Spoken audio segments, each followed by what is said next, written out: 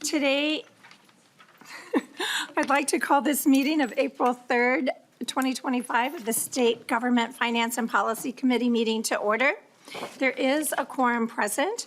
We have a bit of a change in the agenda. Well, let's first move there is a quorum present. We will move approval of the minutes.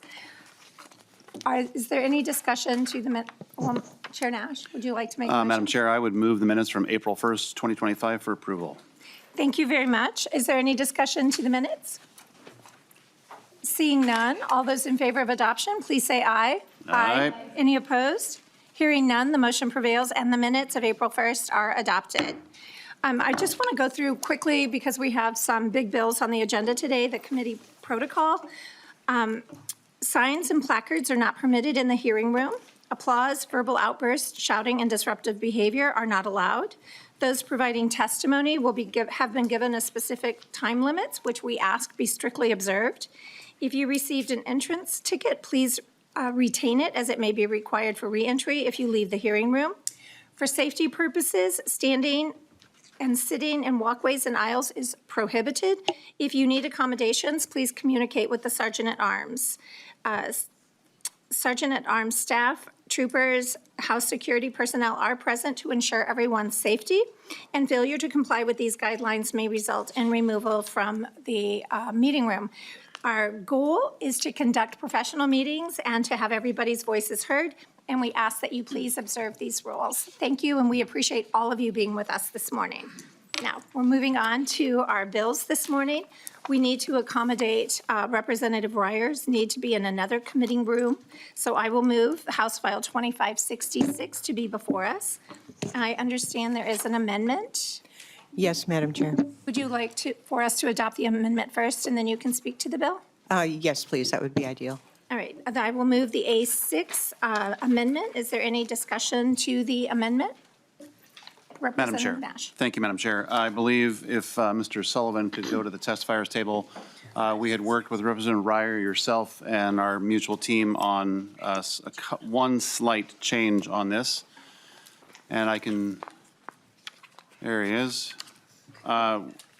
would propose an oral amendment to change each instance of the word fee to a penalty. Thank you very much. And Representative Reyer, I understand you were in agreement with this change. Thank you, Madam Chair. Yes, I am. Thank you. Mr. Sullivan. Madam Chair and members, the change to the H2566 A6 amendment is on page 1, lines 3, 4, 8, and 9. Delete fee and insert penalty. Thank you very much. Chair Nash. Thank you, Madam Chair. That would be for each instance of the word fee would be replaced with the word penalty, just so that everybody is clear on the morphology of the amendment. And the revisor has given permission to do that. Yes. All right. Any discussion to the amendment? Seeing none, all those in favor, please say aye. Aye. Any opposed? The A6 is adopted as amended. Representative Reyer, to your bill, please, as amended. Thank you. Thank you, Madam Chair, Chair Nash, and members. House File 2566, the Minnesota Business Filing Fraud Prevention Act, is an important step in protecting Minnesotans from business identity fraud. Bad actors can hijack a legitimate business or create fake ones in someone else's name, often chosen by chance with no connection to the perpetrator. Victims often don't realize what's happened until they're facing bills, legal trouble, or tax liabilities for a business they never owned or for actions their actual business did not take.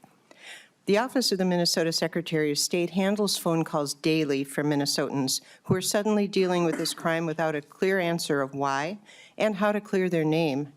The problem is the office lacks the statutory ability to help beyond aiding law enforcement who may investigate. Article 1 of this bill creates a clear process for handling fraudulent filings, making it easier to correct the record and unwind the damage. It's nearly impossible to pass laws at the speed that criminals can abuse the systems, so having a direct path to challenge and remove wrongful filings ensures that victims can reclaim their businesses and identities without long delays and costly legal representation. Article 2 seeks to address another common issue. The office receives calls from business owners across the state about solicitations that offer to complete operating requirements for a fee. The office has seen examples of solicitations that look nearly identical to and could very easily be mistaken for official communications. These deceptive solicitations can easily convince business owners to pay for a service that they could do for free or at a lower cost on the office's website. I'll now turn it over to Ms. Bethke, Deputy General Counsel at the Office of the Secretary of State, to provide more detail about the process laid out in the bill. Thank you. Thank you. Deputy General Counsel, if you would please state your name for the record and begin your testimony, please. Very much. Good morning, Chair Klevorn, Chair Nash, and members. My name is Lauren Bethke, and I'm the Deputy General Counsel for the Secretary of State. We have been working on these concepts for a couple of years and consulting with other states and stakeholders, and we're really pleased about the shape that it's taken. There's a few letters of support in your packets, I believe.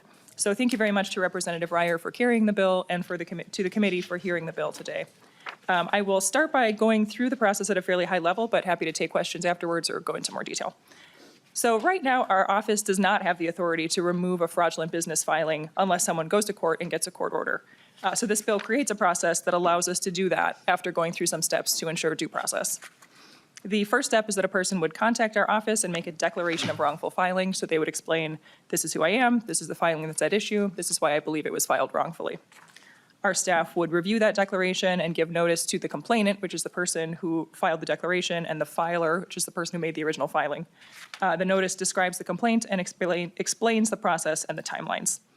Once that notice is given, the filer has 21 calendar days to respond. If they don't respond, we would presume that filing is fraudulent and issue an order. And I'll talk a little bit later about what the next steps are when that happens, but that's the first notice and opportunity to respond. If the filer does respond, we would look at their response and make a preliminary determination of whether the filing is fraudulent or not. Then we would give notice of that preliminary determination, and the non-prevailing party would have 10 days to respond. If they don't respond, the preliminary determination becomes final. And if they do respond, we again consider any additional information and then make a final determination. If our staff ultimately does determine that a filing is fraudulent, we would issue a final order explaining the rationale for that decision. And we would also mark the filing as fraudulent or unauthorized in the business filings database, and redact any names or other personal information that was used without authorization.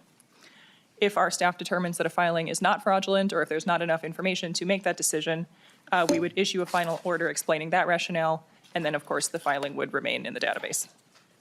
In either situation, the non-prevailing party could appeal that order in district court, so there is an option for judicial review of our office's decision. So that's the overall process for Article 1. Article 2 addresses another problem, which is deceptive business mailings, and Representative Reyer covered it in pretty good detail, so I won't go into it further, but happy to talk about it more if folks want to. Article 3 is just a few conforming changes to add cross-references. So that's a very fast overview, but again, happy to take questions, and our Government Affairs Director is also here, as well as some other folks from the office. Thank you very much for your testimony. And Representative Reyer, I understand that Ms. Freeman is here only if there is need for questions. Is that correct? That's correct, Madam Chair. Right. And I'll just ask if there is any other testimony on the bill. Okay, seeing none, I'll go to member discussion. Members, do you have any questions? Representative Sexton and then Vice Chair Bonner. Very good presentation this morning. Would this eliminate a business name? It was discovered a fraudulent filing. Would it be frozen then as far as a business name, or could that name be reused in the future? Thank you. Representative Reyer? I'd like to defer that question to the office. General Counsel or Ms. Freeman? Sure. Yeah, Madam Chair, members, great question. Thank you very much. So if one way it could happen is if a business exists and then someone comes in and makes a fraudulent filing on that business, this process would just sort of undo the last filing. It wouldn't like unwind the entire business in that case. The time that it would unwind the entire business is if a whole business was opened in someone's name and they didn't approve it. So more of like an identity theft type of situation. And in that case, I believe once the business is, that business is ended, then that name becomes available again for others to use. Okay. Any further? No. Vice Chair Bonner. For that. I think this is a problem that I think we've seen for a while, and I'm really grateful, Representative Reyer, that you are tackling it. I will also include that I'm delighted that you are addressing the fraudulent mailings. I will tell you, as a brand-new business owner, an IT consultant, when I first started, I almost fell prey to that very thing until I started asking a few questions and realized that these folks were not legit. These were not actually folks representing the Secretary of State and filing my business. So I am really grateful for the work that you've done here today, and I'm glad we're able to get this done. Thank you. Thank you. Chair Nash. Thanks, Madam Chair. Just wanted to say thank you to yourself, your team, Representative Reyer. Our team was happy to find a solution to get this thing taken care of. Fraudulent businesses are a pernicious problem in our state, and we need to do our best to take care of that. Representative Reyer, would you like any closing comments? Thank you, Madam Chair. I just want to add my thanks to the bipartisan and collaborative problem-solving around the details, because I think we ended up with a really good bill that addresses an important problem. Thank you all. And I will renew my motion that House File 2566 be laid over for possible inclusion. Thank you very much, and we appreciate your being with us early this morning. Thank you.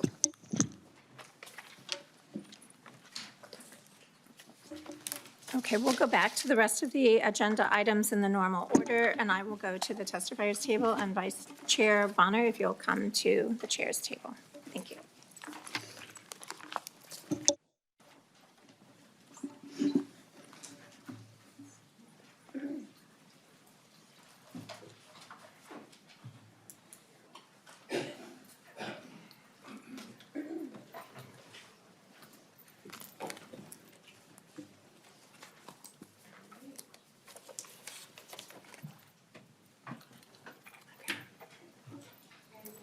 Before us then, House File 1837. Chair Klevorn, would you like to move your bill? Thank you. I will move that House File 1837 be referred to the General Register. And I understand that we have a DE amendment. The DE amendment before and then I understand you have an A6 as well. Would you like to move the A6 to the DE? Please, thank you. We move the A6 to the DE, and I can ask Mr. Sullivan to walk through the changes that are contained in the A6, please. Okay. Is there any discussion to the A6? Seeing none, all those in favor of adding the A6 to the DE, please vote aye. Aye. Opposed? And the ayes have it. The A6 is amended to the DE2. Then we will go to the DE2 next. Did you want to explain the DE2 before the vote? Or as amended, excuse me?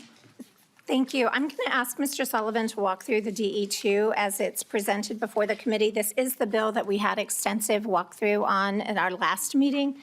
So if Mr. Sullivan could just please briefly walk through it. Mr. Sullivan. Madam Chair and members, Chair Klevorn is correct that I did a fairly extensive walkthrough of the DE2 when the committee met on Tuesday. But if there are any questions, I'd be happy to answer those. But just briefly, the A6, the changes that the committee just adopted to the DE2, the A6 does a couple of different things. It, on lines 1.3 to 1.4, it fixed a technical issue in Chair Nash's Compensation Council language that's included in the DE. Starting on 1.6, these are sections that the committee has heard previously in Chair Klevorn's House File 2919. These are the grants management changes recommended by the Department of Administration as part of the governor's fraud package. Certain sections of House File 2019 are included here, sections 1, 2, 4, and 5. I could describe in more detail if members would like. Otherwise, I will jump ahead to page 3. The bottom of page 3, starting on 3.29. These are a series of changes to the state contracting term language that was recommended by the Department of Administration. These are clarifying changes also requested by the department to that language. And then on the back of the A6 at the top, this is language recommended by the Legislative Coordinating Commission, the Executive Director. It would revive the 2025 Compensation Council. Because in the DE2 amendment, the Compensation Council would make recommendations regarding judicial salaries next year in 2026. But under current law, the current Compensation Council expired when it submitted its recommendations or its determinations for executive branch salaries within the last 6 weeks or so. And then finally, the rest of Page 4 of the A6, these are changes requested by Minnesota Management and Budget to their personnel management statute changes, deleting sections that allow for longer temporary and emergency appointments of employees in the executive branch. And then finally, Section 18, which just makes a conforming change because the department has recommended and the DE2 would change the name of the commissioner's plan to the non-represented employees compensation plan. And members, these are the changes that are reflected now in the DE2, and this will be our policy bill from this committee, and it is a comprehensive bipartisan effort, and I would like to thank everyone for their hard work on this, both members of the committee and members of the public who've helped us make this bill a better bill. Okay. And with that, we can vote to amend the DE2 to House File 1837, and then we'll open it up for discussion as amended. All those in favor of adopting the DE2, please say aye. The DE2 as amended. As amended. The DE2 as amended, apologies. As amended, please say aye. Aye. Those opposed? And the ayes have it. We now have the DE2 as amended to the 1837 before us. Is there any discussion to the bill?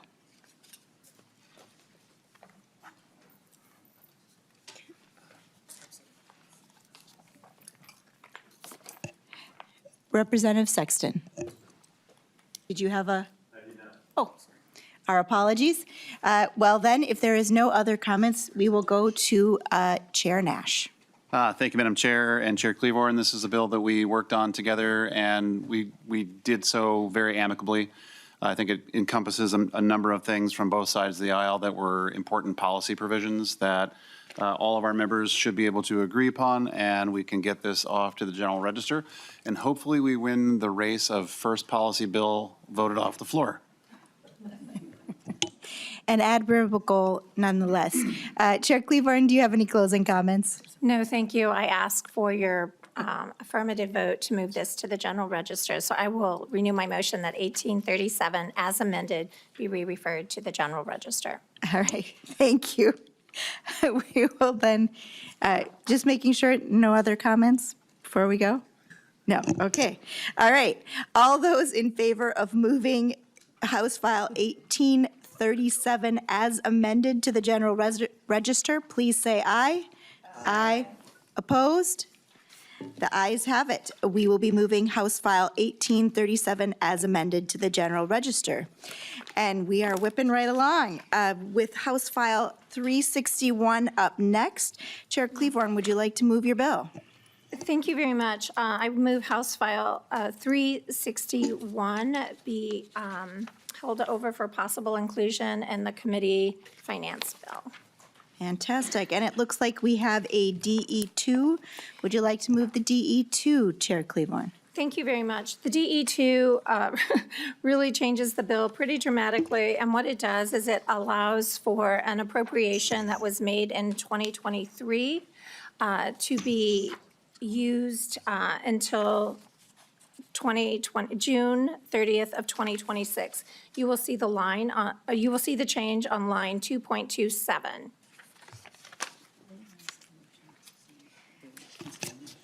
And then you will see also on line 3.9 that the effective date is retroactive to July 1st of 2024. And this allows for admin to be reimbursed for some expenses that they had previously.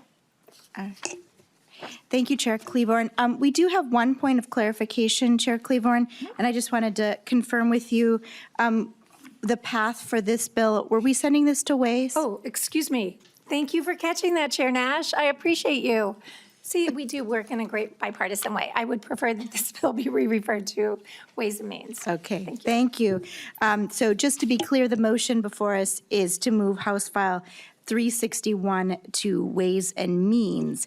Now that we've heard the DE2, is there any discussion to the DE2? Quiet bunch today, all right. With that, we will go straight to a vote to amend it. All those in favor of adopting the DE2, please say aye. Aye. Aye. Opposed? And the ayes have it. The DE2 has been adopted. Chair Klevorn, did you have any additional comments for the bill? No, I would ask that House File 361 as amended be re-referred to Ways and Means. Thank you. All right. Is there any discussion to House File 361? Is there anyone from the public who wishes to speak to House File 361? Seeing none. All right.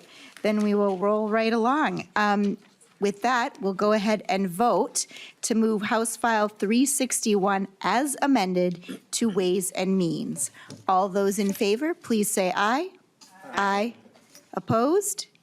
And the as amended, and the ayes have it. So House File 361 as amended is moved to Ways and Means. All right.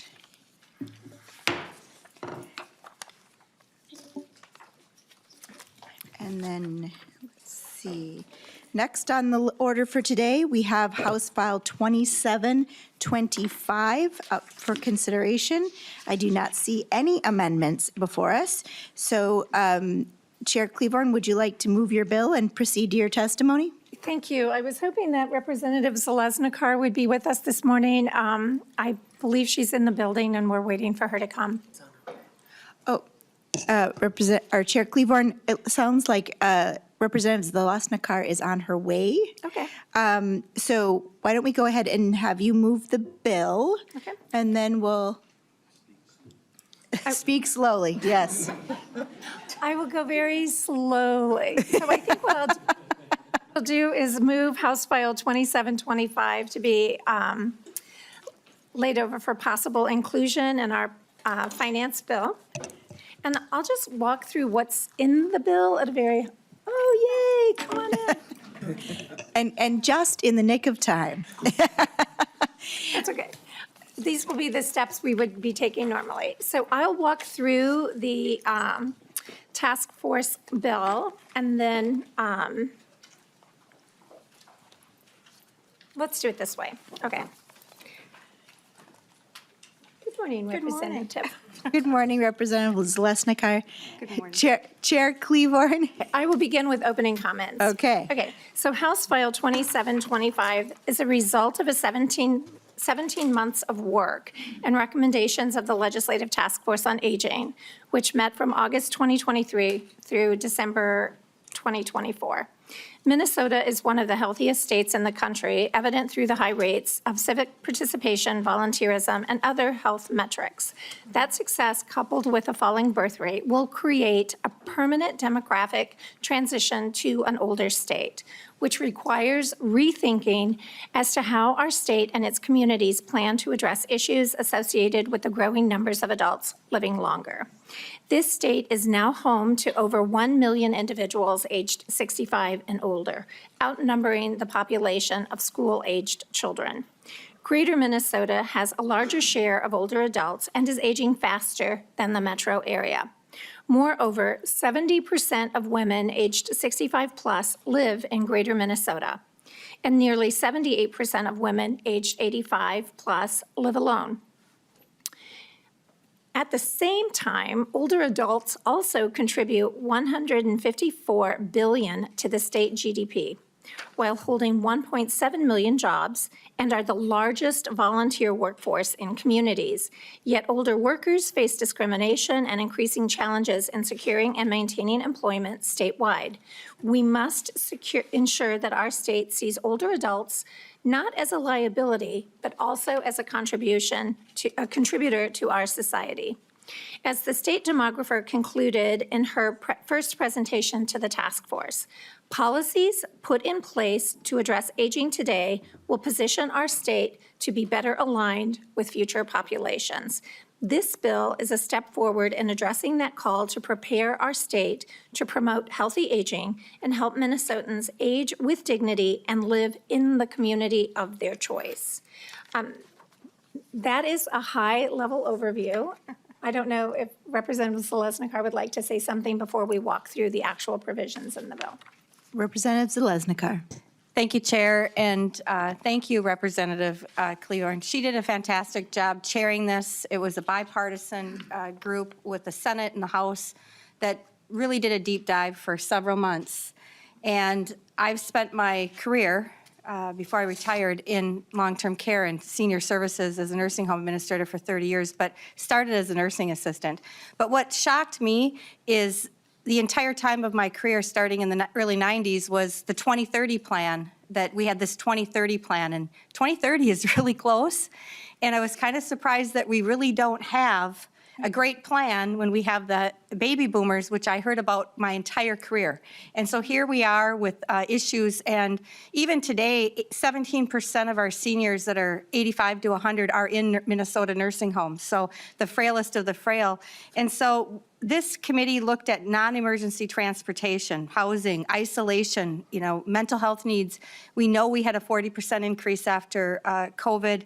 We looked at aging in our homes and what that looks like when we have a workforce. I'm also on the workforce committee, and we need to make sure we have services to deliver in greater Minnesota. So this was a vehicle to listen across the state. We got a lot of feedback from seniors that are aging, from families, from providers.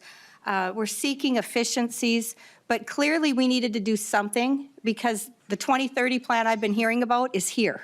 I mean, in 5 years, my dad's in that bracket. He is the beginning of the baby boomers, and I would be the end.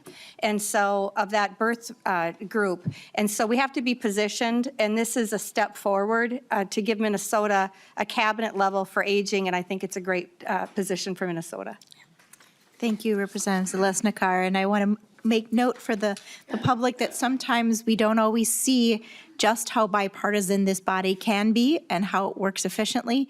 I think the unique circumstances of a tie have made some of that more visible to see the ways in which we actually do work together, and sometimes we even like each other. So thank you for that. With that, Madam Chair, if you'd like to continue with your walking through the bill.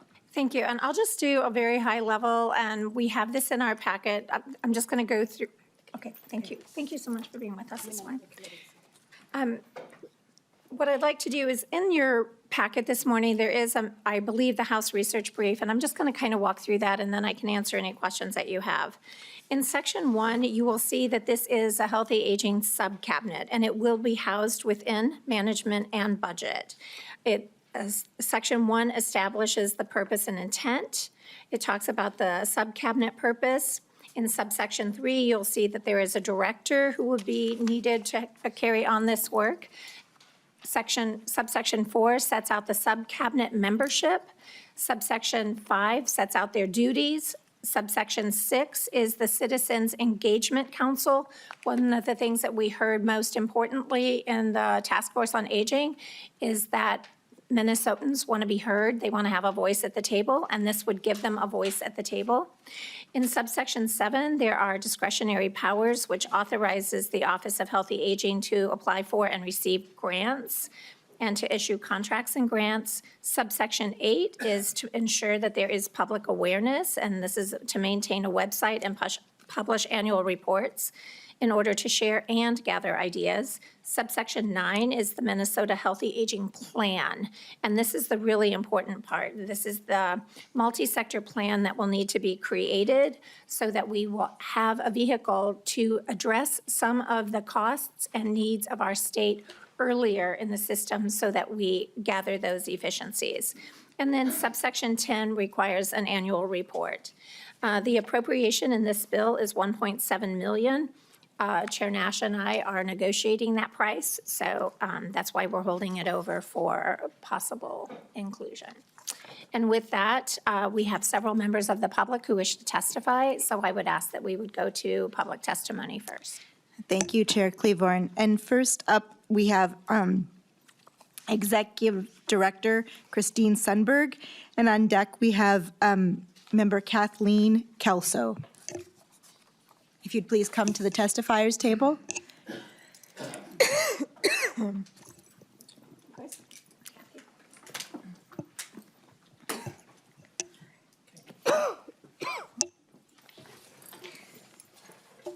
Okay, Chris, you're first. If you'll state your name. If we can go to Ms. Sundberg to state her name for the record, please, and begin her testimony. Executive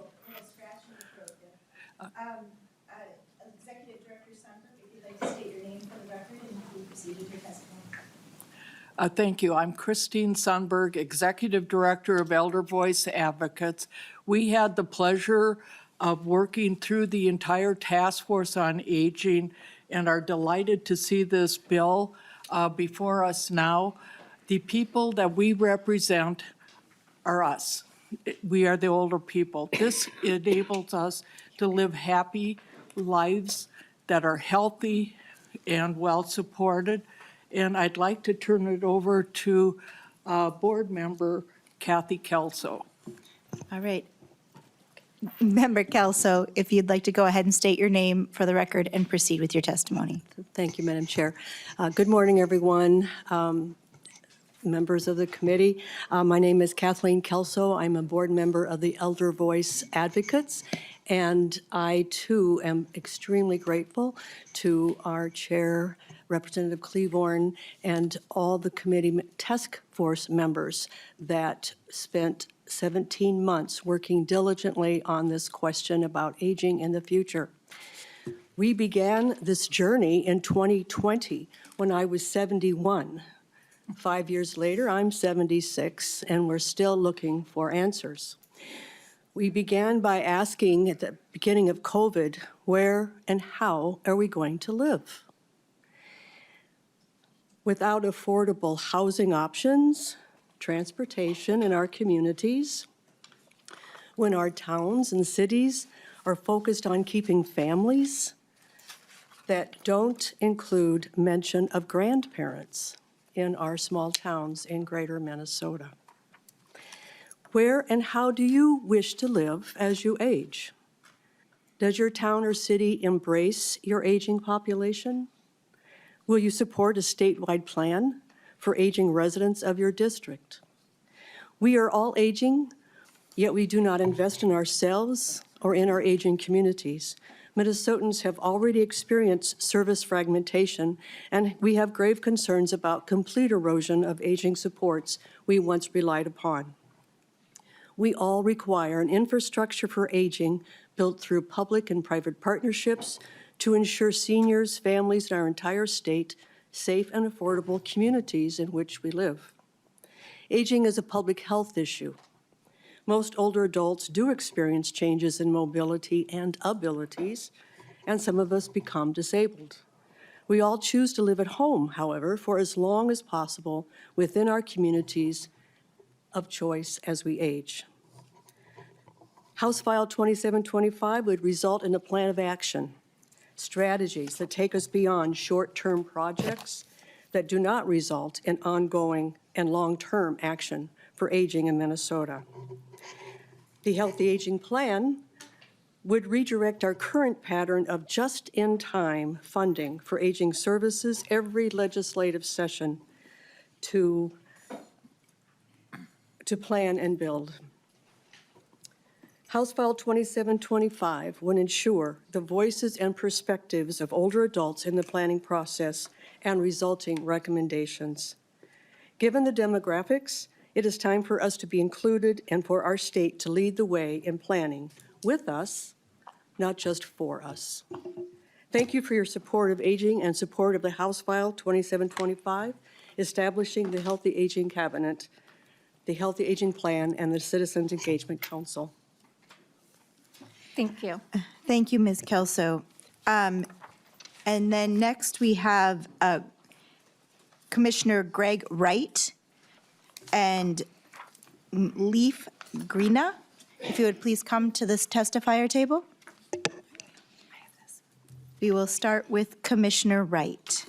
If you'd like to state your name for the record and proceed with your testimony. Thank you, Madam Chair. My name is Gregory Wright, and I'm a county commissioner. I'm here speaking as a county commissioner, not for any particular organization today. I appreciate you looking at this bill and want to let you know that all 87 counties are aging. It is a state issue as well as a national issue. As a county commissioner, I'm well aware of our aging population, and there is no statewide strategic plan to guide counties as to how to prepare, coordinate, and deliver the programs that will be needed. Without a comprehensive and strategic state-led plan, 87 counties will be left to their own ability and means to prepare for the challenges of an aging county. If counties could do this on their own, they already would have done it. Aging is a public health issue and a concern for our aging demographics. Aging is a bipartisan issue. I think that you're all aware that Republicans and Democrats age at the same rate. Aging is a rural and urban issue. All right, it's comprehensive throughout the state, and every county, every city has the same issue of an aging population. And the aging of Minnesota needs planning and policies. The aging of Minnesota requires a comprehensive, strategic, and long-term plan to address the many issues of aging to assure the quality of life at every stage. And in order to adequately address the needs of the aging population, a subcabinet on healthy aging is essential. Healthy Aging Subcabinet and a citizen engagement can produce a statewide strategic plan for our aging Minnesota. A subcabinet, along with participation of the counties and citizens, will provide the strategic plan that Minnesota needs to address the issues of our aging population. I urge you to support and pass HF 2725. Thank you very much. Thank you, Commissioner. And with that, we'll go over to President Greena. Good morning, Madam Chair, members of the committee. My name's Leif Greena. I'm the president of the Minneapolis Regional Retirees Council, a constituent body of the Minneapolis Regional Labor Federation. We're comprised of affiliated local and regional union retiree organizations and individual members. We strongly support passage of House File 2725 to establish a healthy aging subcabinet.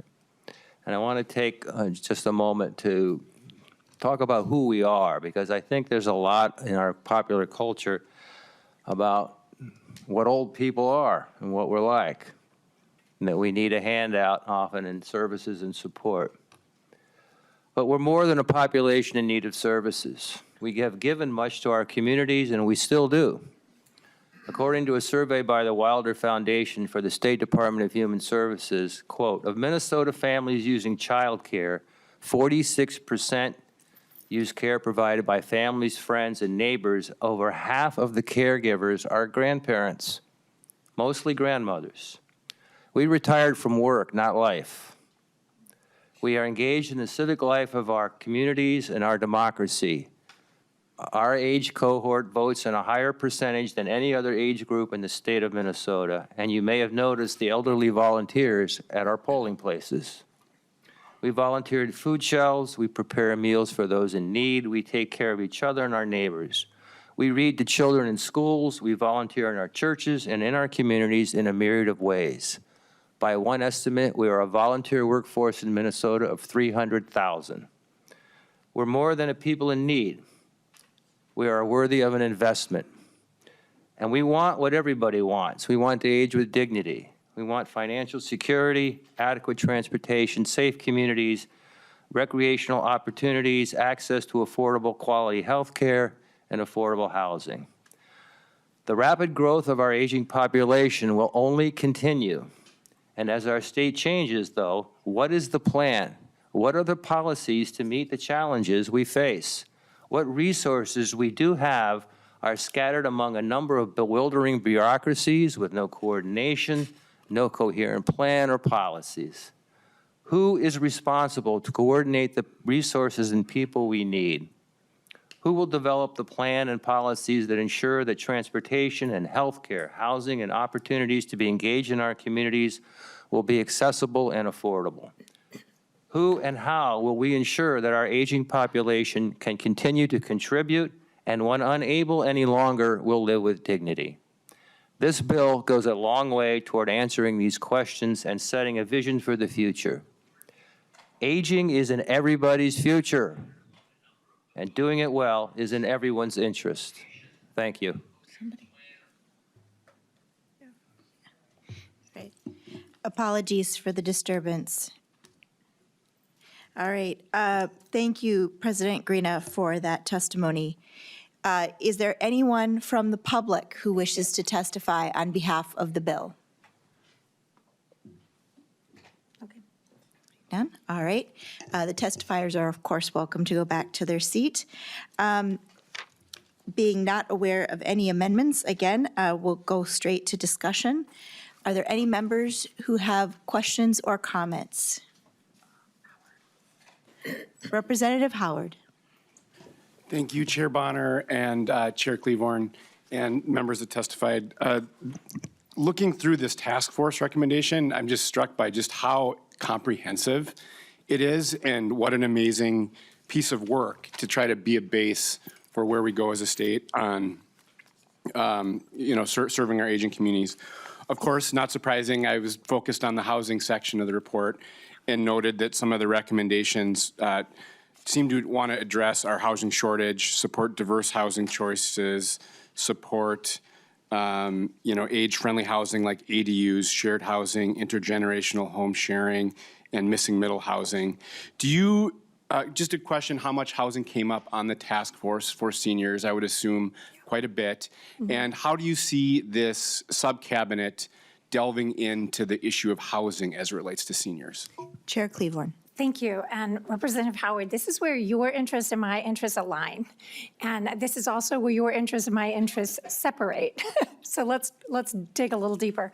Transportation was the number one issue discussed. Healthcare and housing, 2 and 3. Okay.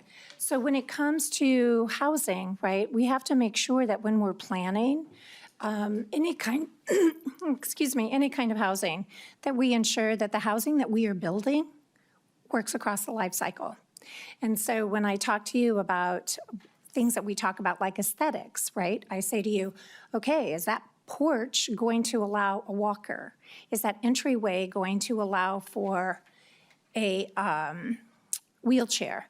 Will the bathroom be built to a standard that will allow grab bars sometime in the future, right? So it's always the devil in the details. The goals of more housing, more mixed housing, and planned developments that will allow people to move from single-family home to townhome to apartment, all of that is really important. But what we need in this task force is a coordinator who can say, okay, if we are putting forward a transportation bill, does that accommodate people no matter their ability? If we're putting forward a housing bill, does it accommodate people no matter their ability, right? So this is the coordination, the efficiencies, the innovations that when we work together, we can figure out. So you and I share the goal of making sure that we have housing that meets different life cycle needs. And you and I share the goal of making sure that we have more housing to fit people's needs. But we need to make sure that the legislation that we're passing does that.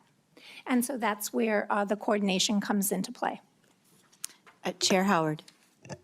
That's really helpful. And so how you envision the subcabinet working as it just rates generally is this is going to be a really strong advisory group for us as the legislature. So as legislation's moving on X, Y, or Z, this subcabinet is a resource that's providing us guidance this is good, this is what we should consider, et cetera. 100%. Yeah, thank you. Thank you.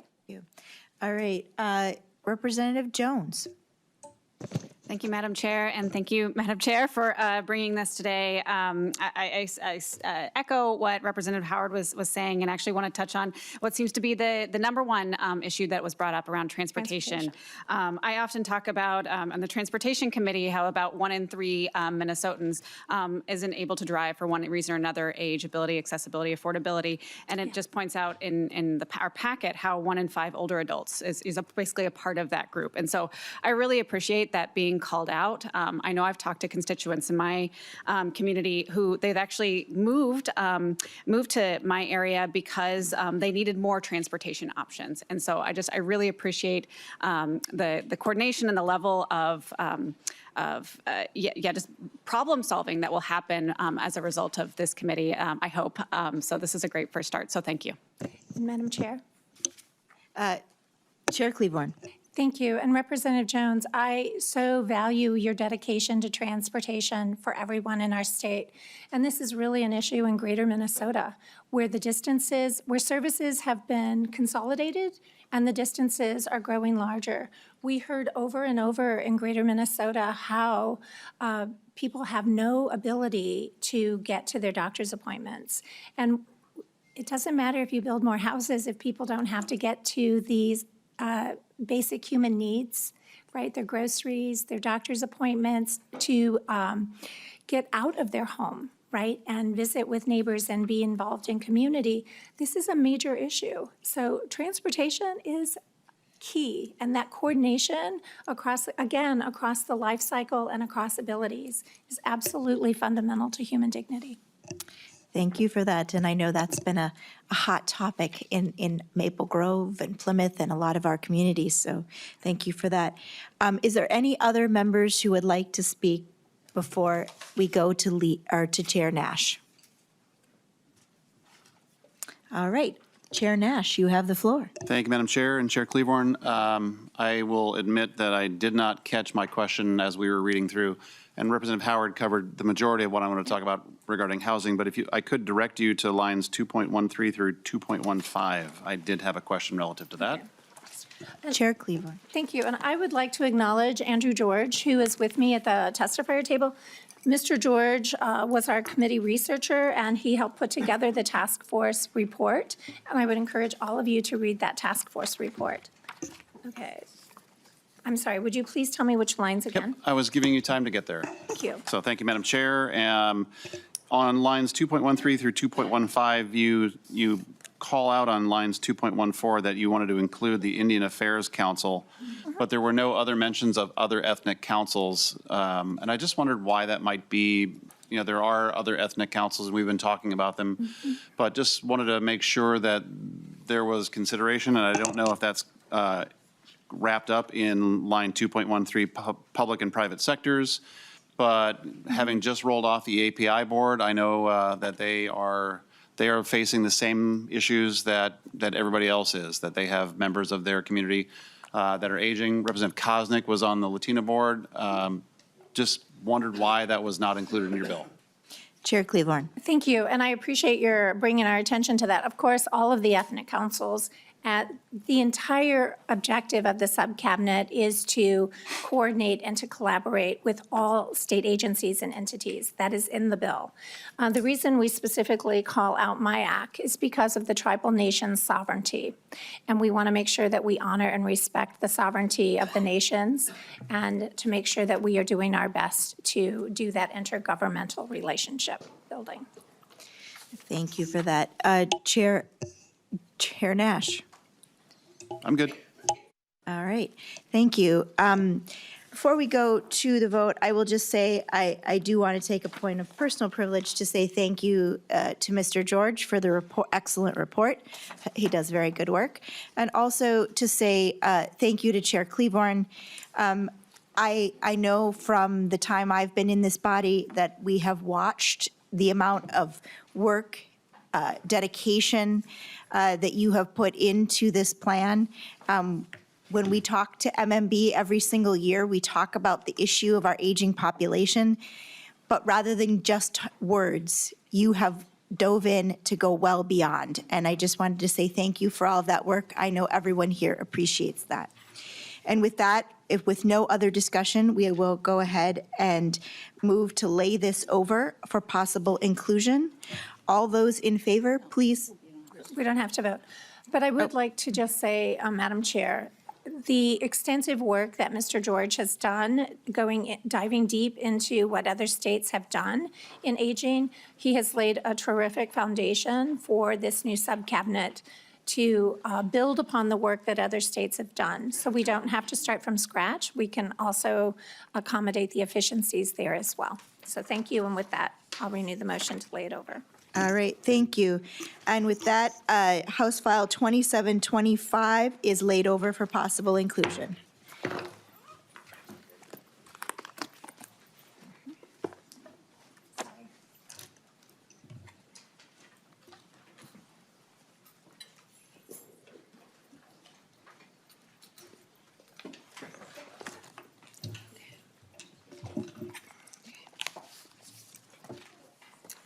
And next on the agenda, we have Representative Jordan. And I have to say, this is one of my favorite bills.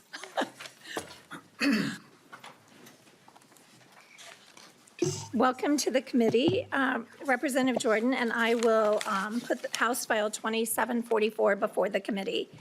We do plan to lay this over for possible inclusion. So if you'd like to go ahead and present your bill, please. Yes, thank you, Madam Chair, and good morning, members of the committee. Some of you might remember this bill. I had it 2 years ago. We had a really interesting conversation about St. Anthony Falls and geology. It turned out a lot of us had taken the same class in college. So this will be a little bit of a refresher if you took that geology class at the U of M, which I did, and I think Representative Nash did as well. Nebraska. Okay, well, a lot of us took that intro to get that science credit in college, so think back to that. But this bill does pertain to St. Anthony Falls. And the current state of that waterfall is it's obviously not natural, but it used to be a natural waterfall. And because of the unique geology of the Mississippi River, that's the part of the river where the rock is sandstone. So it's a very fragile rock, and that is why the St. Anthony Falls was moving farther north up the Mississippi River until there was a lot of milling activity, including use of dynamite and other explosives. If you ever get to go to the Mill City Museum, I definitely recommend going into their elevator and taking the video where it talks a little bit about why the falls has a cutoff wall and why it looks the way it does. And that cutoff wall behind the falls is why we're here today.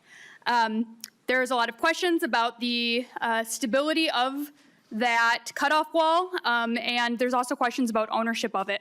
And so in 2023, this committee and the legislature decided to fund a study to look at the infrastructure of to look at the infrastructure here, determine who owns it, and what needs to be done, if anything, to shore up our St. Anthony Falls. And if you can also think back to last year, 2024, in the spring and summer, remember that it rained a lot. Like a lot. Many of us had got lots of calls from constituents about flooding. We saw a lot of damage that was done in southern Minnesota, but it also meant that work was not able to happen on studying the St. Anthony Falls that we had commissioned the University of Minnesota to do. So with this bill, we're just asking for a 1-year extension to finish that work up. Rain made it just hard to do. So hopefully we will have an appropriate amount of rain this year, not too much that we can't do work, but not so little rain that we have a drought. And with that, Madam Chair, I think it would be good to go to testimony to talk a little bit more about the project and what we can accomplish in the next year. Thank you, and we welcome to the committee Associate Director of Engineering and Facilities, Jeff Marr. So if you'll state your name for the record and begin your testimony, please. Thank you, Chair Klevorn, Chair Nash, members. My name is Jeff Marr. I'm a hydraulic engineer. I'm also the Associate Director of Engineering and Facilities at the St. Anthony Falls Lab, which is a center of the University of Minnesota. I'm the lead investigator of the cutoff wall project, but have a tremendous team working alongside. And three of them are in the room today. I just want to point out we have Mr. Eric Waggy here, who's the Director of Emergency Management for Hennepin County. We have Dr. Carrie Jennings, who's a geologist and also the Research and Policy Director of Freshwater Society. And Dr. John Anfinson is our project historian. He's also the former superintendent of the Mississippi National River and Recreational Area for the National Park Service. So a great team, and there's others that we have as well. And as you heard, you're familiar with the appropriations. We got to work on that straight away. And our first focus was a study using geophysics, using techniques to see into the earth and try to detect the cutoff wall. And that work was severely delayed by the spring flooding. The conditions in the Mississippi River were just too dangerous for our engineering teams to get out on the water. And so that caused a delay in our work. So we really support this extension. We just need a one-year extension. We are not requesting additional funding. And there are really two additional reasons in addition to those high water flows. I do want to point out we did do survey work that was on land. We were able to do work on land. And later in the fall of '24, we were able to do some on water work, but those delays were already set into the project. The second reason we need extension is because of the discovery and review of historic documents. And because we can't actually get in and see the cutoff wall, it's so buried underneath the limestone that a key part of our study is searching for historic records. And through the efforts of our historian, John Anfinson, and good collaboration with the Corps of Engineers St. Paul District, we've uncovered a wealth of long-lost historic information relevant to the cutoff wall project. These documents include maps, they include surveys, engineering journals, as well as inspection reports that really help us understand how things may have changed over time and what concerns the early engineers had for this structure and the area. We need more time to continue and find more documents and evaluate what they mean for today. And they really are important to this project.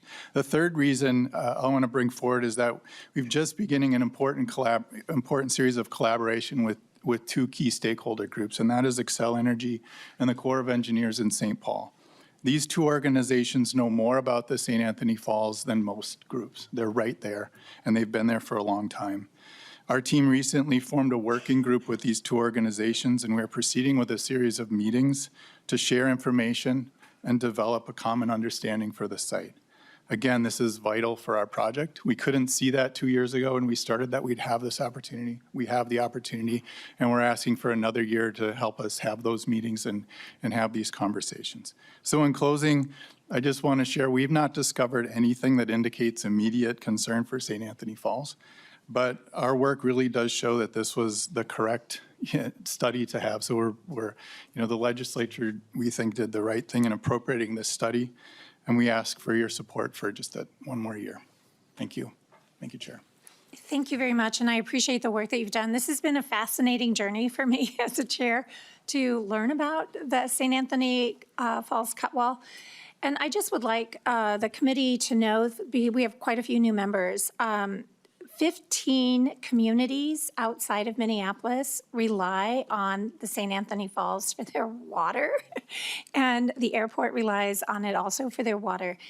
If the falls were to collapse, it would be a catastrophic event. Is that correct? Yes, Madam Chair, it would be a catastrophic event. It depends how it failed, but we don't want that. It's such an important location, and everybody recalls Rapidan Dam last year. That's the scale of event that is potential there.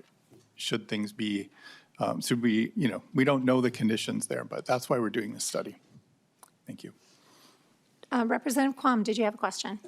Yes, I did. So the testifier is implying that there's a lack of maintenance like there was when they didn't clear the trees as they normally would do, and that dam collapsed. So you're looking at what maintenance and activities are not being done that should have been done? Representative Jordan. Thank you, Madam Chair. Thank you, Representative Klum, for the question. I mean, these are obviously different structures, but it is looking, this is a very old wall. There has not been, and because there's questions about technically who is in charge of maintaining this cutoff wall. There's just a lot of cross jurisdictions, which is also, I think we talked a little bit about why this has been such an interesting and complex study, which is more than I even thought about, thinking about going through SHPO and looking at our different sorts of records. It's fascinating to kind of hear this 2 years later, look back. But there's lots of questions about what that maintenance is and needs to be done and who's responsible for it. So it's really great that the university is figuring that out right now so that we as legislators and the city of Minneapolis and the Corps of Engineers and Excel and Hennepin County EMS can all make sure that they have what they need to ensure that we don't have tragedies like what happened with Rapidan Dam happen. Representative Quam. Thank you, Madam Chair. Since the expert testifier referenced that disaster caused by not doing normal, appropriate activities, I would like to, have more information passed on to the committee. Basically, if he's referencing that, then there's something that is underlying that would cause him to do that. Representative Quam, I love the question, and I will say to you, if you will please go back and look at the presentation from last year. No, I hear you. Yeah. So if he can send that presentation, it's awesome. existing, that's fine. Yeah. I just would like to see it. You That's will the love request. it. You will be fascinated by it. And we've called it the Orphan Project because no one has claimed it for, I think, since it was built in the late 1800s. Is that correct? Yeah, 1876. Yeah. So I think your question is awesome and well worth the investigation, but you'll find it fascinating. Thank you. Representative Jordan, would you like to say anything more about your bill? Yeah, thank you, Madam Chair. Thank you, members. This is an interesting one. I think this is one that we hear a lot of different types of bills, but then this is one that just kind of brings everything from like literally the geology and the rocks underneath to what some of the early people of Minneapolis did, and it's also important to recognize that the St. Anthony Falls is a sacred site for the Dakota people who were in Minneapolis before it. And then there's also all of those kinds of cultural components as well. So it's an important site for many people. I live nearby. I see lots of people. I see everyone from taking their wedding pictures by the falls and making sure that we are supporting this type of infrastructure because it's either something that is, a proud symbol of our state to something that could actually have real effects on people's lives. So thank you for your help, Madam Chair, with getting this extension. Thank you. And Chair Nash would like to say something. Yeah, thank you, Madam Chair. We had quite the nerd moment when we were in committee. We used the words like Nick Point and other things like that, but this is really a study of geology, hydrology, the cultural significance of the falls as it relates to, as a geographer, the interrelation of a physical feature and how people react and interact with it on the land. So that's very, very interesting. Look forward to reading the report, and I know that this is just extending the date, so there's nothing to be alarmed about, and look forward to getting that. I hope that we're close. Thank you so much for being with us today. And again, I will renew my motion that House File 2744 be laid over for possible inclusion. Thank you so much.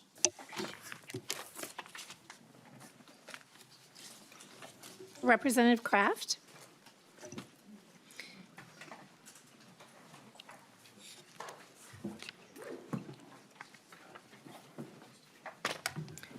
We have House File 1685. Representative Kraft, as a member of the committee, would you like to move your bill? Thank you, Madam Chair. Yes, I'd like to move House File 1685 to be laid over for possible inclusion. Okay, and you have an author's amendment. Would you like to speak to the author's amendment, the DE1? Yes. -1? The DE1-1 puts the bill in the form that I would like it and gets some of the relationships between the various organizations and exactly what work needs to be done laid out. So I'd appreciate its adoption. So I'd move the adoption. Thank you, members. We would like to put the bill in the author's preferred form. Is there any discussion to the DE1-1? Seeing none, all those in favor of adoption, please say aye. Aye. Any opposed? Hearing none, the motion prevails, and the DE1-1 is adopted. Two-year bill as amended. Thank you, Madam Chair and Chair Nash, committee members. When I first heard about this idea, it struck me as just fantastic common sense. And as I dug into it more and thought about some of the numbers and potential impacts, it made even more sense, and I hope you'll agree with me. Metro Transit has a transit assistance program, or TAP, that is designed to make public transit more affordable for people with lower incomes.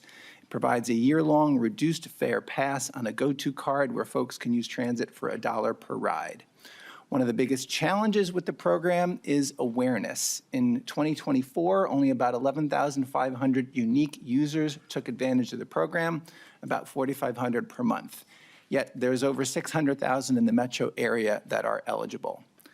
So what this bill does is ask that a link be created from the place where people apply for many other benefits, SNAP benefits, for example, to the TAP application.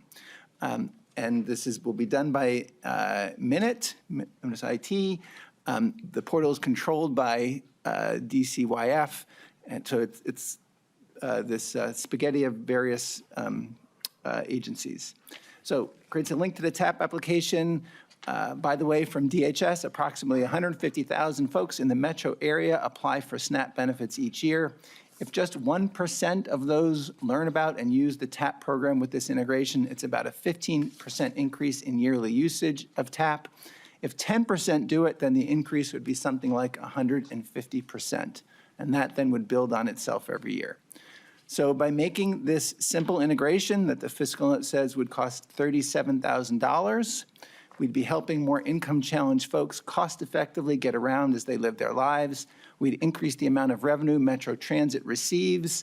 With the estimates I've done, it would pay for itself in weeks to a few months, and it would increase ridership on transit. And by the way, increased ridership is known to improve safety. So we really hope we can find a way to make this a very modest investment that will have fast and positive returns.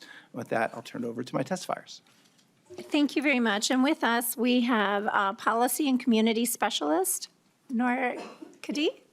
Is that correct? Right. Yeah. All right. If you would please state your name for the record and begin your testimony, please. Hi there, I'm Nas Norkadi. I work with Move Minnesota Action. I'm doing our state policy. And thank you to the chair and the committee for having me. It's my first time speaking in this committee. Over at Move Minnesota Action, we fight for walking, biking, and relevantly to this policy, transit. Outside of my advocacy work, I do a ton of canvassing.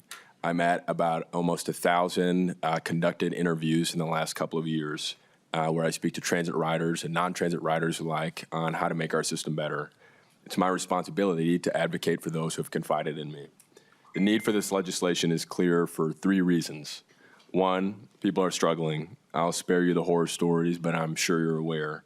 2, the transit assistance program works really well. Metro Transit and recipients alike both enjoy and think that the program works well. Enrollment's not great, is the 3rd reason. Metro Transit does a good job of trying to advertise it, but it's not enough. We advertise and talk about the benefits portal as if it's a consolidated list of ways to alleviate your financial situation, yet something as robust as TAP is missing from it. This is a matter of efficiency. It's our responsibility to ensure that every program that exists to help our most vulnerable is presented in front of us. Satisfied TAP recipients have told me the various obscure ways they've heard of the program. Whispers at an encampment, word to mouth from other recipients, scouring the Metro Transit website to see if they did giveaway for transit cards, etc. I think this is an easy bill, and we should prioritize efficiency and ease in how we get our services to our neighbors. Thanks so much for your time today, and thanks for having me. Thank you. We so greatly appreciate your testimony today. And next, we have Policy Specialist Silva. If you will state your name for the record and begin your testimony, please. Thank you very much, Chair Klevorn. My name is Sarah Silva, and I'm with CAPI USA. I'm the policy analyst there, and as well as a member of the Minnesota Nourish Coalition. Prior to the role, I worked as a community health navigator, where I assisted numerous clients with benefit applications such as SNAP, MNsure, and Minnesota Family Investment Program, as well as the Transit Assistant Program, all of which are basic needs. And I'm just here to express my support for Representative Kraft's bill, which would streamline the TAP application process onto the Minnesota Benefits Portal. Too often, our residents must go through various applications and paperwork to receive the benefits that their families need and should have. Program participants are often having to complete a MNsure application that can take, honestly, hours to complete, followed up by a 10-page SNAP application and yet another TAP application. I've witnessed families running to the appointments, trying to get with me, and oftentimes they miss their appointments due to transportation and also childcare. Personally, thanks to Driver's License for All, I was able to also do some transportation for the clients, the participants, as well as transport children safely where they needed to go with the family. Sometimes there's extended family, sometimes there's a lot going on, but we're able to do that work now thanks to that bill as well. Having multiple different websites for the various public benefits program will help case managers and the county workers and social workers, and we need practical, streamlined processes for the application for our community members, and I strongly urge the community to help pass this legislation and support this bill. Thank you. Thank you. And Representative Kraft, I just want to make sure the committee understands why the money's flowing the way it's flowing. So we ultimately would like this money to go to Minute to do the work that we need to modernize this application process. If we move it directly to Minute, it will cost this committee $50,000 plus to do it. If we transfer the money from this committee to DCYF, DCYF can benefit from a federal match program, and so then it will cost this committee $35,000 to $37,000 to get this work done in Minute. Is that correct? Thank you, Madam Chair. Yes, that's correct. Said very well. Okay, I just want to make sure the committee knows that we're just trying to reap the benefit of a federal match by doing it this way. So I just want to make that really clear. Seeing no further planned testimony, I will move to member questions on the bill, if that's all right. Representative Koznick. Thank you, Chair Klevorn. Representative Kraft, thank you for bringing this bill. We have no objections. It's just a nice opportunity for people that are probably transit dependent and economically challenged to take advantage of a service we currently provide or offer.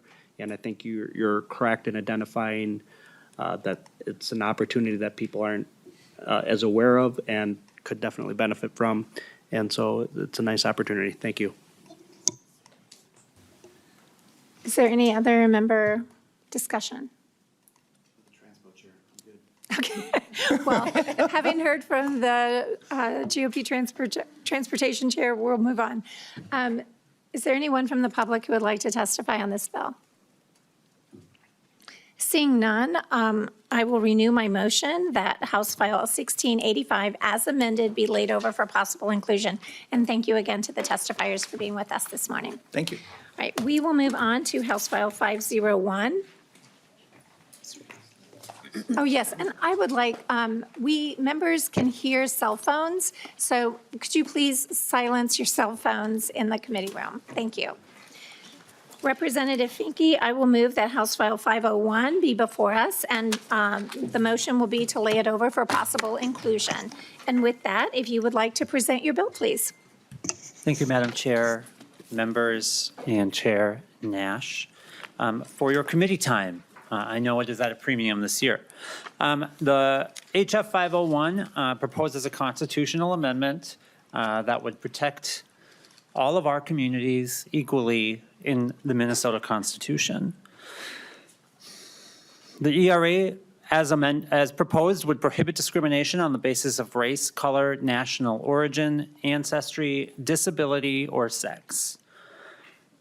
This is not a statement bill. The ERA, as we are proposing, makes important and significant changes to how our state defends the rights of all of our neighbors.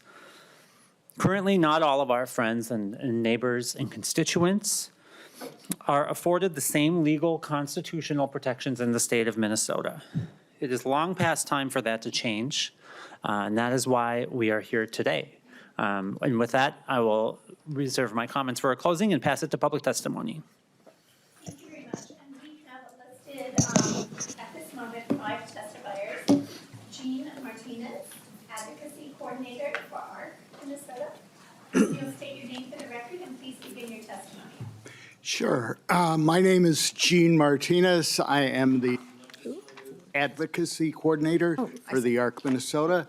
Thank you to Chair and Co-Chair Nash and members of the committee. I am here today to speak in support of House File 501, founded by parents of children with intellectual and developmental disabilities in 1946.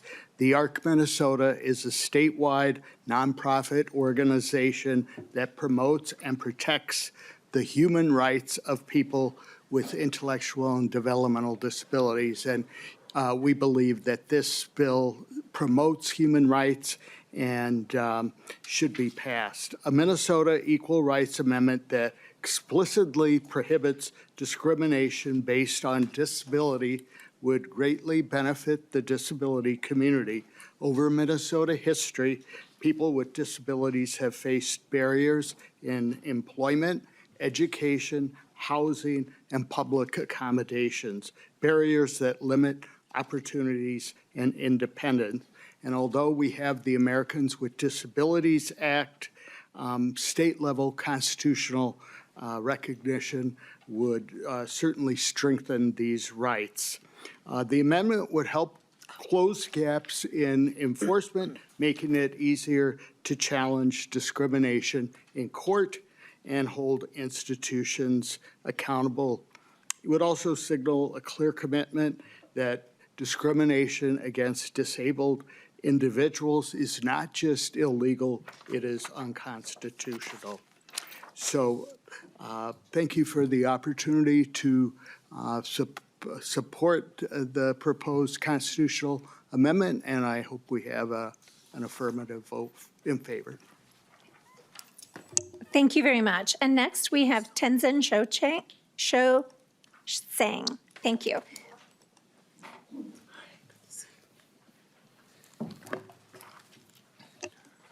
When you're ready, if you'll state your name for the record and begin your testimony, please. Madam Chair, members of the committee, good morning. This is particularly very interesting for me as a son of Tibetan immigrants to be here. I'm very honored. My name is Tenzin Sang, but I am here representing the Asian American Organizing Project, which is an organization whose mission over the past decade has been to empower the over 200,000 young Asian Minnesotans to create systemic changes towards an equitable, conscious, and just society. We write in support of the Minnesota Equal Rights Amendment, HF 501, and we urge this committee and this legislator to empower Minnesotans to enshrine in our state constitution the most inclusive possible equal rights amendment. Equal protection under the law remains fundamental to the advancement of our democracy, yet too often do we see rollbacks on fundamental rights, many that specifically impact and target marginalized, underserved, and vulnerable communities. The Minnesota ERA would offer a powerful counterweight in providing everyone the strongest possible protections against discrimination based on race, color, national origin, ancestry, disability, or sex, including pregnancy outcomes, gender identity, gender expression, and sexual orientation, no matter who's in power in the state government. The MNERA, particularly the provision protecting abortion access, has a high level of support for Asian Americans in Minnesota. A survey conducted by the Asian American Organizing Project found that over 80% of Asian Americans in Minnesota support abortion access. This amendment allows Minnesota the opportunity to cement the fact that reproductive rights are human rights. Should the MNERA pass both the legislative and ballot process, it would send a strong message to those who seek to undermine and repeal our inherent and intrinsic rights. That Minnesotans will not submit with silent reluctance, but will remain proactive in the defense of rights not just for ourselves, but our family, friends, neighbors, and for all who call Minnesota home. The Asian American Organizing Project is proud to once again stand in strong support of the MNERA, and we urge you to stand with your constituents. Our state constitution is one of the clearest reflections of our shared values as Minnesotans. Let us all work together to secure freedom, fairness, and equality in our Constitution. Thank you. Thank you so much for your testimony and for being with us today. Next, we will hear from Renee Carlson.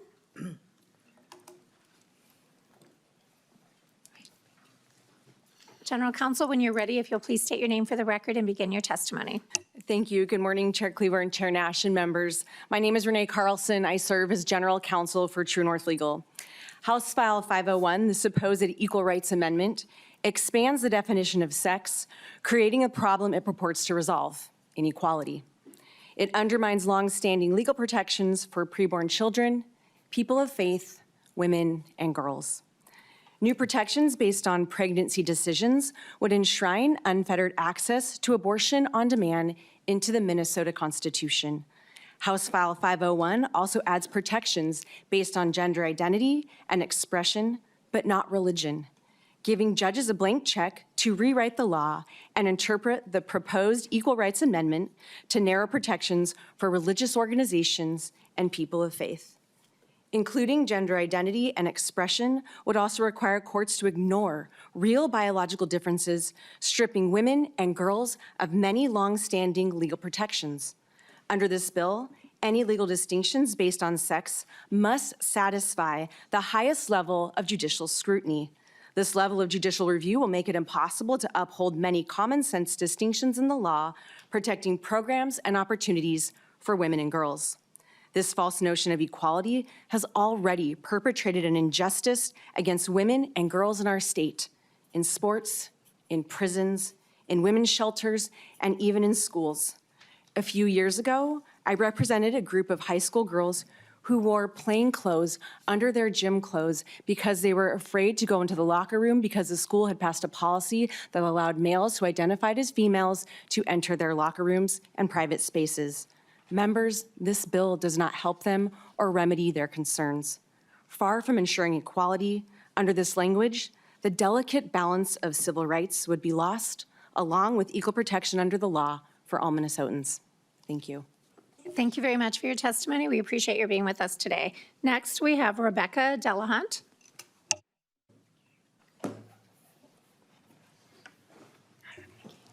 Welcome to the committee, and when you're ready, if you'll state your name for the record and begin your testimony, please. Co-chairs Klevorn, Nash, and members of the committee, thank you so much for having me today. My name is Rebecca Delahunt, and I work as a Director of Public Policy with Minnesota Family Council. The ERA would amend Minnesota's constitution to include, quote, "The state shall not discriminate against any person in intent or effect on account of gender identity or gender expression." Under this language, individuals will self-identify and presumably be entitled to so-called gender-affirming care. How do other jurisdictions handle this issue? The National Health Service of the UK commissioned Dr. Hilary Cass to conduct a study released in April 2024 of so-called gender identity services. Page 170 documents one of the many findings, quote, "Puberty blockers are intended to be a short-term intervention, and the impact of use over an extended period of time is unknown, although the detrimental impact to bone density alone makes this concerning. The review shared this with NHS England," end quote. After the results of the Cass report, as of December 2024, private sale and supply of puberty blockers in the UK is banned. New patients can only get prescriptions under clinical trial research. So-called ERA would also grant constitutional protection for self-identification, likely forcing females to share private spaces such as restrooms, locker rooms, and dorms, state grants, scholarships, athletic opportunities, prison facilities, and women's shelters with males who identify as female. We don't have to look too far to see how this would impact Minnesota.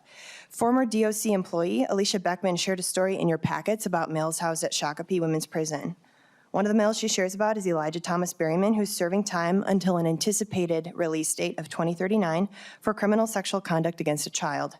Bradley Richard Servio is serving life for homicide. As of this morning, April 3rd, DOC reports that both males are housed at Shakopee. One incarcerated woman at Shakopee, we'll call Janice, shared with Redux, quote, "Like most inmates, there's a fear of speaking up or voicing those concerns because of potential retaliation or because people will think you're being discriminatory or judgmental," end quote. Incarcerated women and their children housed at Shakopee now face high risk of sexual violence, a punishment which was not part of their sentencing. Women and children bear the consequences of a society which allows for so-called self-identification. Legislators may attempt to erase this reality by legislation, but this attempt will fail. Who will be the voice of justice for women and children? Please vote no. Thank you. Thank you for your testimony. Is there anyone else from the public who wishes to testify on this bill? Please come forward.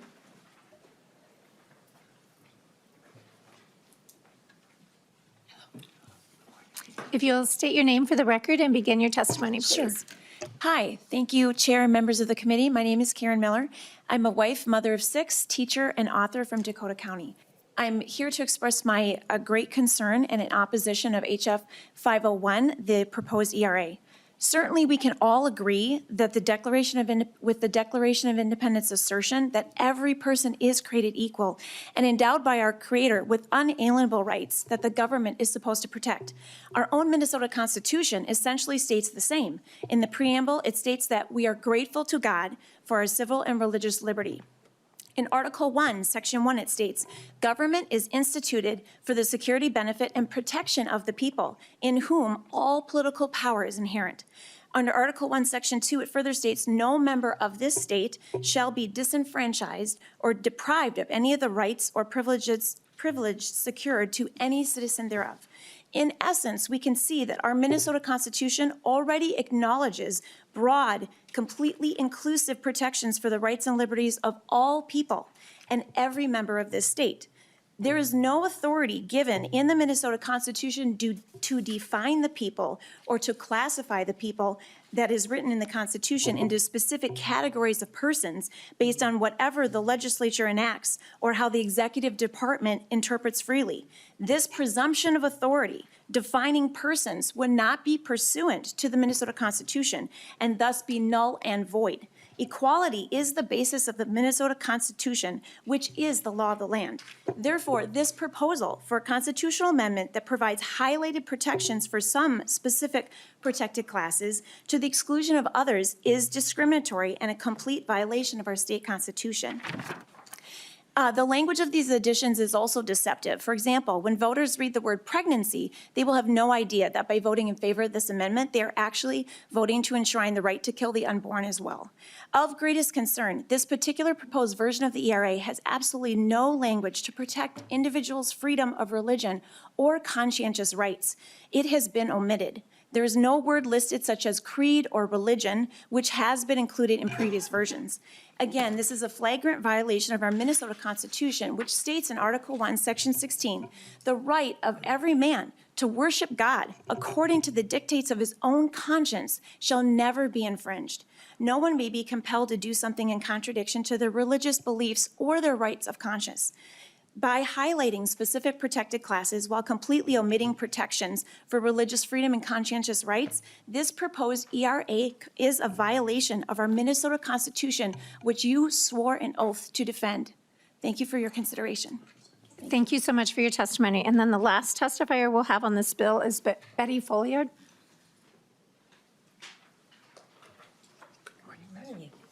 Thank you for having me.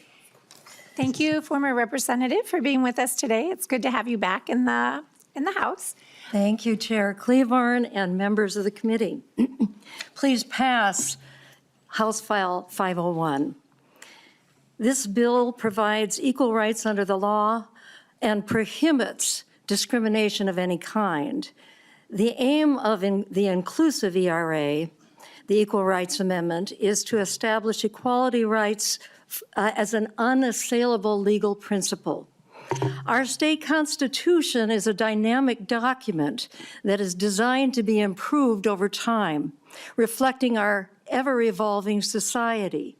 This new ERA language will acknowledge the pervasive nature of discrimination, help dismantle structural inequalities, and provide fundamental remedy and a foundational remedy to overcome them. By embedding constitutional protections in our strongest legal document, the ERA will secure remedies in our courts that cannot be easily eroded, while creating a framework for progress, both social, moral, and legal. Last week on Equal Rights Day, on Equal Pay Day, in a bipartisan effort, the congressional chief sponsors, U.S. Senator Lisa Murkowski and Congresswoman Ayanna Pressley, introduced the resolution in Congress declaring the federal ERA the 28th Amendment. This was in a bipartisan effort, and I'm hoping for bipartisan support today.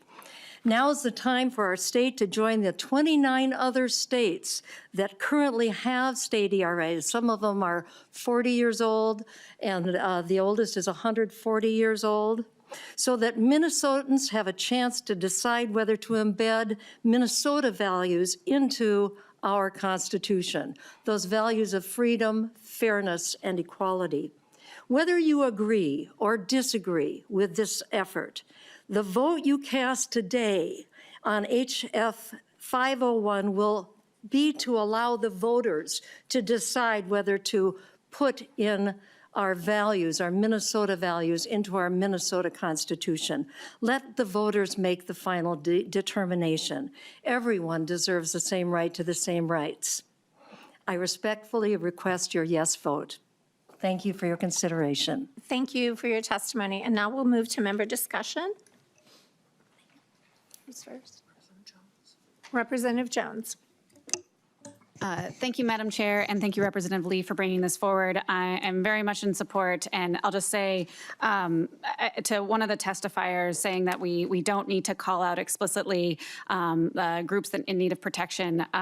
We've seen at the national level that there has been disregard, or I guess these classes need protection because they are not, when there are lawsuits, they don't receive the same level of strict scrutiny that is needed, and so we need these protections explicitly laid out, and so thank you very much for bringing this. It's time to pass the ERA. Thank you very much. Representative Davis. Thank you, Madam Chair. Representative Finke, why did you not include religious perspective in this bill? Representative Finke, thank you. Thank you, Chair Klevorn and Representative. The Minnesota Constitution, the first clause of the Minnesota Constitution is the strongest legal protection for religious practice and freedom in the entire country. There is no way for us to interfere with that, and nor would we ever. The notion, and we can call up our lawyers if you'd like to have the legal discussion about what that means, but the notion that we are restricting religious practices is not just false, it's contrary to me and to what I would support. No state has stronger protections. Literally 0 states in America have a stronger protection than we do for religious practice. Representative Davis, do you follow up? Thank you, Madam Chair. I would argue that this is an attack on religious freedom, so I very much disagree with your statement there. Also, you know, we hear that reproductive rights are human rights. What about the human rights of preborn children? Representative Finke. Thank you, Chair Klevorn. This bill does not take a stand on that. This bill asks Minnesotans to be able to take a vote on what they want their Minnesota Constitution to reflect. If the position that you're expressing were to be the position of the state of Minnesota, then we would not have these protections in the Constitution. Thank you. And next we'll move to Representative Howard. Excuse me, Madam Chair, I had more questions. Or at least another statement. One more statement, and we'll move then to Representative Howard. Thank you, Representative Davis. Well, thank you, Madam Chair. You're very welcome. I completely disagree with what you just said there, too. This bill is a direct attack on preborn children and their rights. Thank you, Madam Chair. Thank you, Representative Davis. Representative Howard. Thank you, Chair Cleveland. Thank you, Representative Finke. I just have 2 quick comments. First is that in years past, when we've heard a version of the ERA, one of the arguments against it we've heard is that we don't need it because we already have strong enough laws on the books to protect against anti-discrimination. And I just want to make the point that in our current environment, that argument couldn't fall more flat. I mean, we have a federal government that is expressly going after the basic rights of women and our LGBTQ communities. And when our federal government fails to meet a basic standard of decency, we need all people of Minnesota to step up to say, we believe that all people, not some people, shall be guaranteed equal rights under the laws of the state. The other comment I wanted to make is just listening to some of the opponents to this. First, a lot of those same groups were just fine with pushing a constitutional amendment to take away basic rights when they supported the anti-marriage amendment. But second, if you're so confident in this righteous position, why not ask the people of Minnesota if you agree? And I just wonder if it could be that if you know that the people of Minnesota do not support an exclusionary and narrow view of who gets to have rights and who doesn't. So in this moment, this is incredibly important to ask the people of Minnesota. whether all people are entitled to equal rights under their state constitution, and I believe Minnesotans are ready to answer it. Thanks. Thank you. That was more of a statement. So I will go to Representative Joy. Thank you, Madam Chair, and Representative Finke. Is this the same bill that came to the floor last year? Representative Finke. Thank you, Madam Chair and Representative, yes.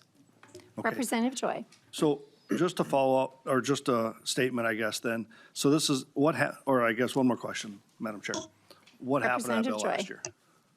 We passed it out of the House.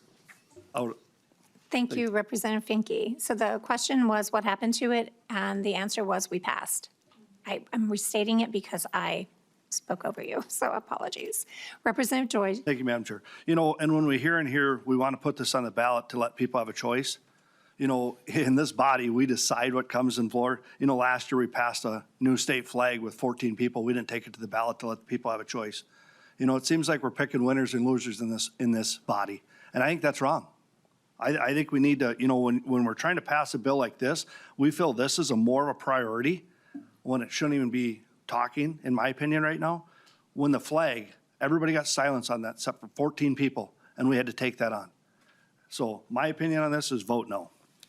Thank you, Representative Joy. We have Representative Bonner. Thank you. I do want to just say briefly that I think there's a fundamental difference when we talk about whether or not we should change our state flag and the fundamental rights of human beings. So I just want to be clear about that. I also want to say that when we talk about why do we need this, someone here suggested that our Constitution already alludes to this. But the highest courts in the land, when asked, Justice Scalia, a conservative judge, said specifically that while the Constitution does not encourage discrimination, it also doesn't forbid it. He was very, very clear on that point. And the same is true on the state level. In addition to that, this has never been about someone getting more rights than the other or more opportunity, perhaps. It is really about having an equal opportunity, an opportunity to prove yourself, to be who you are, to have the fundamental rights of your own personhood acknowledged. And under the course of the law, right now, because of that level of scrutiny, that does not exist.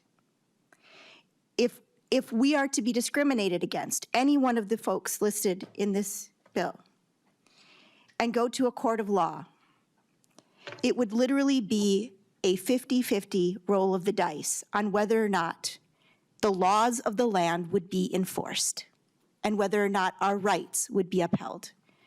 And I don't know about folks in this room, but I can tell you that I don't feel comfortable having my rights be a roll of the dice.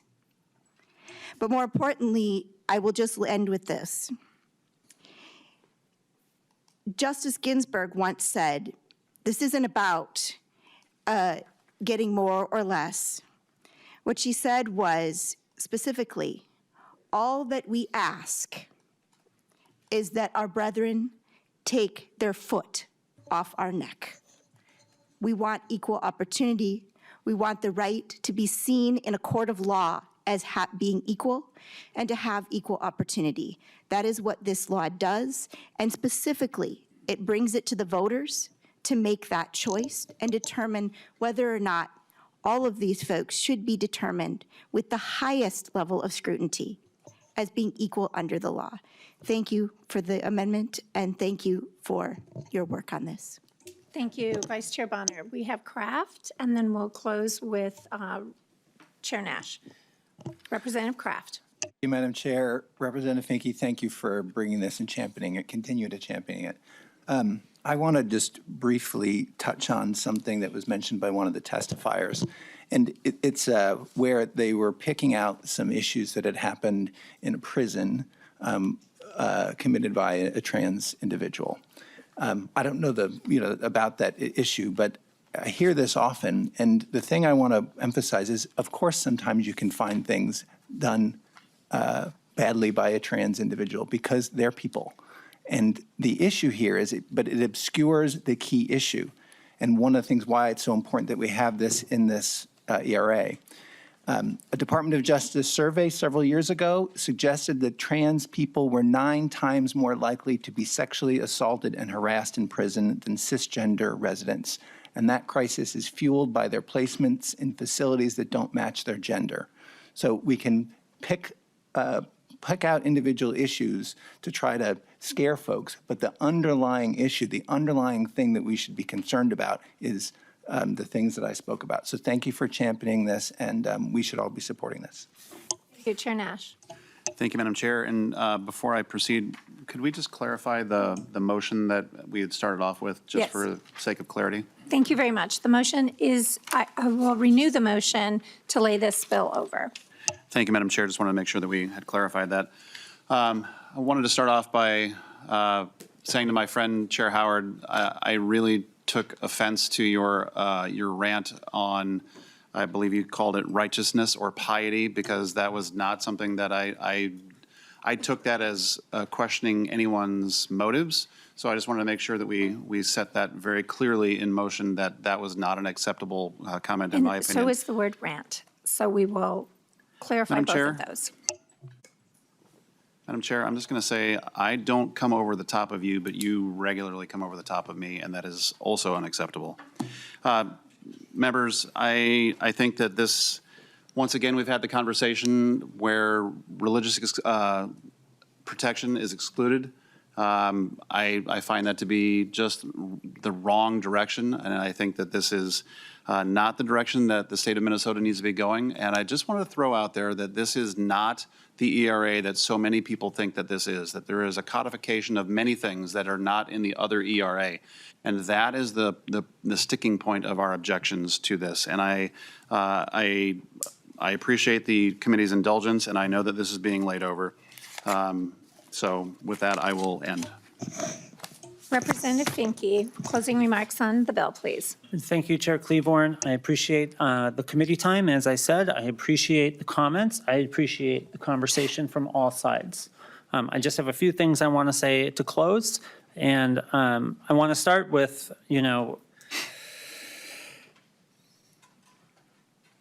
the reality of what we are doing here is not hidden, right? To Chair Nash's point, people do understand what we are doing because we're not hiding anything.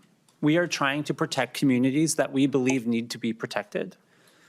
There is no attempt to dissemble. We are here protecting what we believe needs protection. I do not begrudge anybody who holds any sincere values about these issues on one side or the other. If I did, I would not be able to be here. If I was not able to understand that people have a difference of opinion about what it means to exist in the world, I would not serve in this body. I'm not trying to change anyone's opinion. Their religious beliefs express as one wishes. It is protected in the Constitution with greater protection than any constitution in America. I want to only say that these communities, and yes, my community, trans people specifically, but communities that have individuals living with disabilities, people who are born in other countries, people who are the children of people who are born in other countries, it is not illegal. It is currently legal to discriminate against our communities. I think that people have this idea that discrimination is illegal. Discrimination is very much legal and protected act in this country in many ways, in many places. And there is a civil rights movement underway in this country. It is my community, but it is not only my community. And my community is being crushed right now by a federal government that is actively trying to eradicate our very existence. People on the side of the Republican Party in this body have apologized to me because those people know you are on the wrong side. History will remember that. History remembered that the 87% of white people who would move out of their community because a black person moved in was wrong. You do not have to change your opinion about abortion to want to protect people's pregnancy options. You do not have to change your opinion about what it means to be trans in order to wish that we did not destroy the entire community. I know that you will not change your votes. I know that we are not going to move this forward, but I want people to know, even your members know that you are wrong. Thank you. Thank you, Representative Finke. And with that, I renew my motion that House File 501 be laid over. There's to be no clapping in this room. With that, we're going to quickly move to House File 1889. Chair Nash, if you would like to quickly explain why we have 1889 before us, and the motion is to move it to Ways and Means. Thank you, Madam Chair. I'd move House File 1889 to come before the committee with a referral to Ways and Means. And last night, we were asked by our joint leadership to put a vehicle bill in Ways and Means for pensions, and that's what this is. Thank you. And with that, members, we're going to ask that you work with us to move House File 1889. I will renew my motion to move this bill to Ways and Means as a vehicle for the future pensions bill. And with that, I would ask for your yes vote. Chair Nash, you're asking for a yes vote, is that correct? I am indeed. All right. All those in favor, please say aye. Aye. All opposed? Hearing none, the motion prevails, and House File 1889 is moved to Ways and Means as a vehicle for pensions. That concludes the business that we have before us today, and we are adjourned.